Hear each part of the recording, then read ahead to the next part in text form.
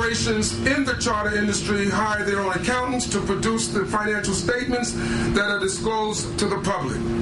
Lest we forget, Enron hired its own accountants to produce the audits it showed to investors.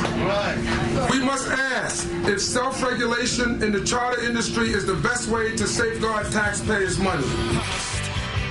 Enron? Did he just, our friend Bill Perkins just compared the charter schools that are helping young African American and Hispanic students in the Bronx and Harlem and Brooklyn compete with the richest schools in Westchester, and he just compared them to Enron? Enron. Unbelievable. Well, we told everyone we were going to film that hearing, and we did. Okay. The fight over charter schools heating up. Supporters and critics of the schools clashed during that public hearing last Thursday in New York. Advocates want more choice for school students, while critics are calling for more oversight and transparency. Here with us now to explore the divide between public education and charter schools is documentary filmmaker and director of The Cartel, Bob Bowdon. Bob exposes the emotions that run high in a lottery for spots at a charter school. Let's take a look at a clip. Number 68, Sevilla Johnson. What does this mean to you guys? It means the greatest opportunity that could ever come to my daughter's life. They have a chance. They have a chance. As happy as these mothers are, 166, 38th on the waiting list, Diana I Glau. also saw faces like this. 167, 39th on the waiting list, Ariel Montesino. 168. That's one of the saddest parts of what we've seen, Mika, when we are looking at what's happening in charter schools in New York, is that a number drawn could make the difference, and many times makes the difference, between a young girl like that being able to follow her dreams and being trapped in a school system that will leave her where her parents were and her grandparents were. It's just devastating.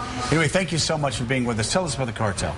Well, this is a documentary film I've been working 2.5 years on, and if you need any clarification on whether monopoly public schools are serving particularly inner city kids very well, take a look at that scene. You know, in fact, this hearing you showed in New York, they should have watched the movie before, you know, making those statements comparing to Enron. It's just unconscionable. What is that? What is the problem here with this Perkins and others? I'm sorry. There is a cartel. Millions of dollars at stake. I can't even be objective and fair here, or nice. And that's why we sorry. have Bob here. Let's explain. You know what this comes down to, Mika? It comes down to patronage jobs that people can pass around to their friends and relatives, and it comes down to billions of dollars that the cartel, as you call the unions, control.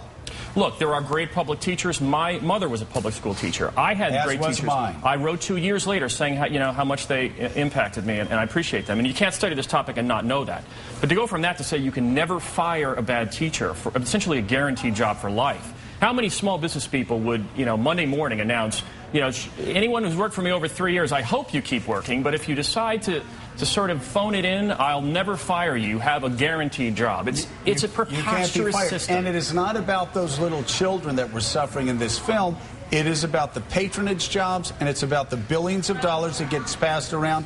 And by the way, in New Jersey, where Chris Christie's getting hammered, New Jersey spends $17,000 per student. In some cities, a lot more than that. We show examples where it's over $400,000 per classroom being spent in New Jersey public schools. And yet, very little reaches the teacher salaries. Yeah. A lot of people vote for education budgets to be higher because of their general sympathetic sense toward teacher salaries. Teachers need to be paid more. We want to support the teachers. This is what I don't get. They don't realize how little money reaches. You've got the President of the United States supporting reforming and breaking up these cartels. You've got the Secretary of Education who wants to break up the cartels. You've got Al Sharpton, Newt Gingrich, you name it.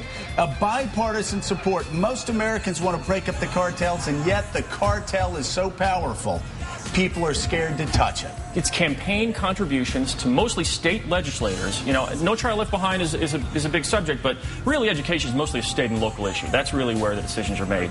And it's mostly state legislators that receive a lot of union campaign contributions, and let's face it, a lot of them are bought off. Yeah, no doubt about it. We have a rally in Trenton coming up, by the way. This Thursday at 6 p.m., a free rally for people that support education reform. And the movie's also opening in 8 cities Friday through Sunday, opening weekend. Is there Chicago, a website? Yeah, thecartelmovie.com. Chicago, Boston, Washington, Philly, Minneapolis, St. Louis, Denver, San Francisco. Really good work. All right. Amazing. Bob, thank you for being with us. Also, if you can stick around, we're going to have you on our radio show on WABC, our swan song of sorts for now.